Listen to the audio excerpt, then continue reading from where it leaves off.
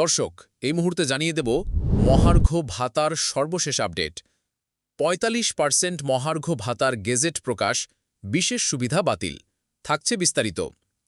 যারা এখনও পর্যন্ত আমাদের চ্যানেলটি সাবস্ক্রাইব করেননি, প্রত্যেক মুহূর্তের আপডেট সবার আগে পেতে এখনই আমাদের চ্যানেলটি সাবস্ক্রাইব করে আমাদের সঙ্গেই থাকুন। আজকের ভিডিওর লাইক টার্গেট হচ্ছে ৩০০। আপনারা প্রত্যেকেই একটি লাইক দিয়ে আমাদের এই টার্গেট পূরণ করে দেবেন এবং আপনি কোথা থেকে ভিডিওটি দেখছেন সেটা অবশ্যই কমেন্টে জানাবেন। আপনার মতামত আমাদের জন্য খুবই গুরুত্বপূর্ণ। এবার বিস্তারিত। দর্শক, সরকারি কর্মচারীদের জন্য ৪৫% মহার্ঘ ভাতার গেজেট অবশেষে প্রকাশিত হয়েছে।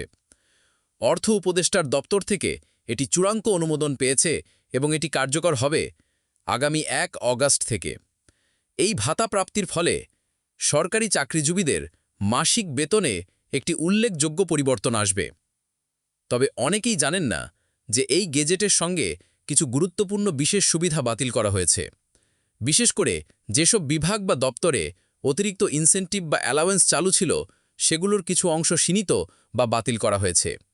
এছাড়াও জেলা প্রশাসন ও বিভাগীয় কার্যালয়গুলোকে ইতোমধ্যে চিঠির মাধ্যমে জানিয়ে দেওয়া হয়েছে যাতে ১ অগস্ট থেকে নতুন হারে মহার্ঘ ভাতা বাস্তবায়ন করা হয় এবং পুরনো হার বন্ধ রাখা হয়। অনেকেই প্রশ্ন তুলেছেন, ৪৫% হারে মহার্ঘ ভাতা দিলে বাজেটের ওপর চাপ পড়বে কিনা।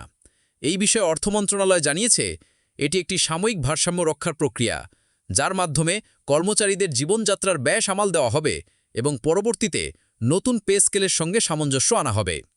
এই ভাতা সরকারি, আধা সরকারি ও স্বায়ত্তশাসিত প্রতিষ্ঠানের কর্মচারীদের জন্য প্রযোজ্য হবে।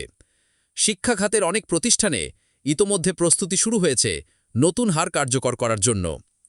এনজিও কিংবা বেসরকারি প্রতিষ্ঠানগুলোর জন্য এটি অবশ্যই বাধ্যতামূলক নয়, তবে কিছু প্রতিষ্ঠান ইচ্ছাকৃতভাবে মিলিয়ে দিতে পারে। সরকার এই মুহূর্তে নতুন পে স্কেল নিয়ে একটি কমিটি গঠন করেছে, যারা বর্তমান বাজার পরিস্থিতি বিশ্লেষণ করে একটি পূর্ণাঙ্গ সুপারিশ পেশ করবে। ধারণা করা হচ্ছে ২০২৬ সালের শুরুর দিকে নতুন পে স্কেল বাস্তবায়নের উদ্যোগ নেওয়া হতে পারে। দর্শক, এই ছিল আজকের সবচেয়ে আলোচিত আপডেট।